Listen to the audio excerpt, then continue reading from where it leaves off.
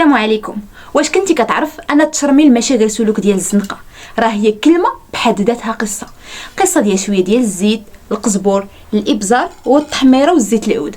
التشرميل في الاصل كلمه جايه من المطبخ المغربي من عند الشيف الكبير، لكن مع مرور الوقت وبدون استشاره طبيه دازت من المطبخ للزنقه ولات كتستعمل في السياق سلبي.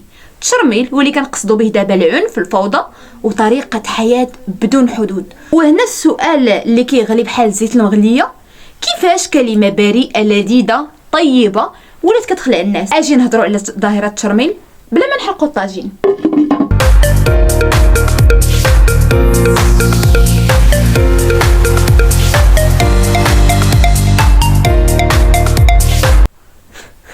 المهدي المنجرة العالم المغربي كان كيقول واحد المقولة اللي ديما كيرددها: إذا أردت أن تهدم حضارة فعليك أولا بهدم الأسرة، ثم هدم التعليم، ثم إسقاط القدرات والقدوات.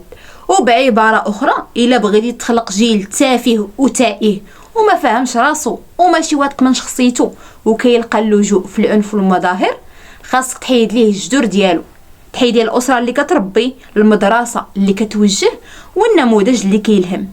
دابا اش واقع؟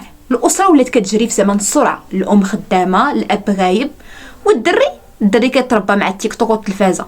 الواقع ديال التعليم ولا مر ملي ولينا كنسمعوا استاذ كيتعنف من التلميذ، راه ما بقى ما يتقال في التعليم. وبالنسبه للقدوات تبدلات، ما بقى لا عالم لا فنان ولا استاذ محترم، ولات القدوه اللي عندها اللايكات واللي لابسه الماركه.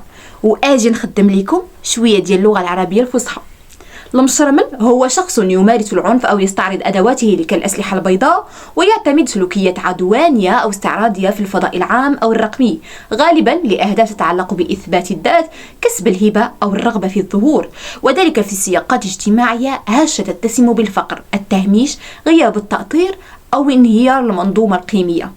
ولكن السؤال المطروح، إلا كان التشرميل بدا في 2014، علاش دابا عاد زاد في 2025؟ اشنو وقع في هاد 10 سنين؟ انا غنشرح لكم الاسباب، غندوزو نحللو كل سبب من الاسباب ديال ظاهره التشرميل وحده بوحده. تخيل معايا واحد الفراغ بحالكم ما فيه والو. الانسان بطبعه كيبغي يكون مرئي، مسموع ومحسوب. ملي كتغيب فرص النجاح الطبيعي بحال القرايه، الخدمه، الفن، كيكون فراغ كيبقى عنده حل واحد: المظاهر باش يبان. المجتمع دابا كيصفق لاي حاجه كتلمع، في النتيجه ولد كيخرج سيف، بنت كدير فيديو فيه كلاش، والمجتمع كيقول واو شوف هاد الجرأة هادي. حنا في زمن الظهور اللي ولا عمله اجتماعيه. هنا دخلنا لعالم الخوارزميات. خاصكم تعرفوا ان التيك توك ما كيهموش شنو محتوى الفيديو، كيهمو شنو كيشدك اكثر، والمحتوى اللي فيه عنف، الغرابه، التجاوز هو اللي كيخلق التفاعل، فكيولي اكثر انتشار. يعني الشر كيجيب الفيوز، والفيوز كتجيب الشهره، والشهره كدير الفلوس. فاش كيتعلموا الدراري دير شي مصيبه تولي مشهور، كيوليو يديروا اي حاجه من اجل الشهره، بحال ادم بن شقرون. ثالثا، غياب القدوات.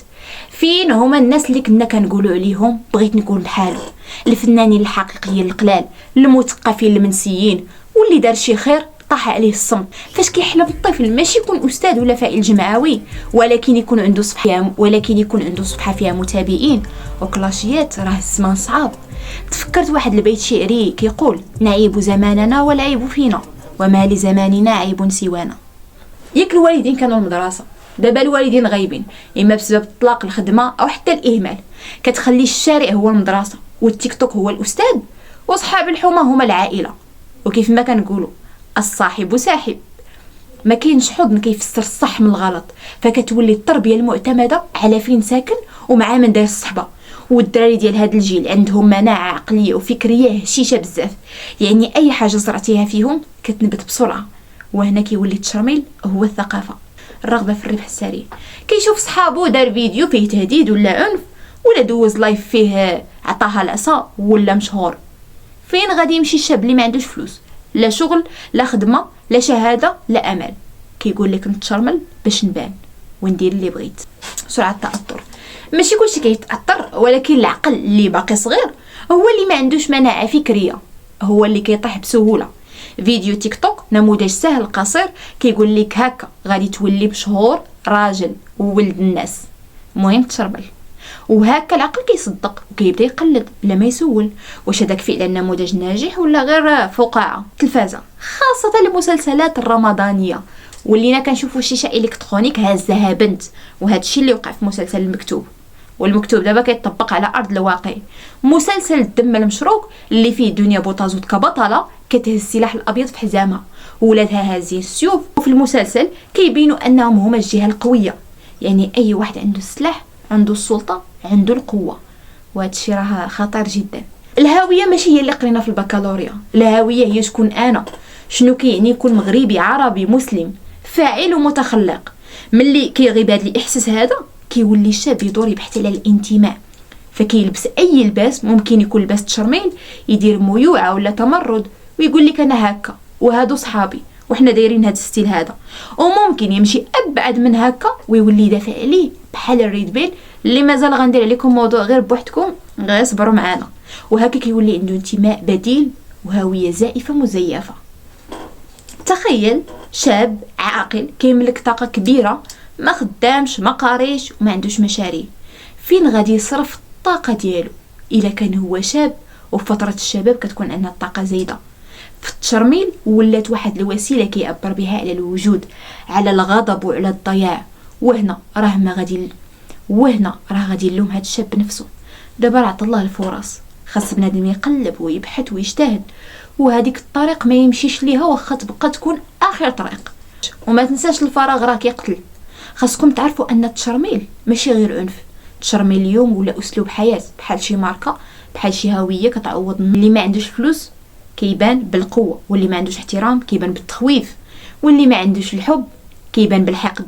وهنا الخطير لان التشرميل ولا وسيله للتعبير، التعبير على الالم ماشي على القوه، بحال شي صرخه ديال شوفوني راني هنا. والمجتمع كيتفرج، شي كيصور شي كيضحك وشي كينشر فيديو كيكتب عليه جيل الضياع. ولكن واش عمرنا سولنا راسنا علاش ضاع؟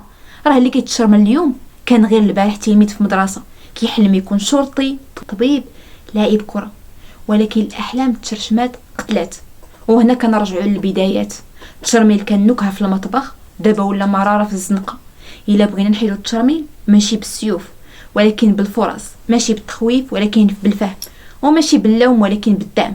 راه ماشي كل مشرمل المجرم، ولكن كل مشرمل كيتمنى في اعماقه يعيش بحال الناس ويضحك بلا ما يكون في وجهه قناع ولا في جيب سروالو سكين. الخلاصه، ظاهره التشرميل ماشي نتيجه ديال شخص واحد، ولكن خلطه مجتمعيه معقده فيها الفراغ، تيك توك، غياب المعنى، الضغط النفسي وحلم الشهره.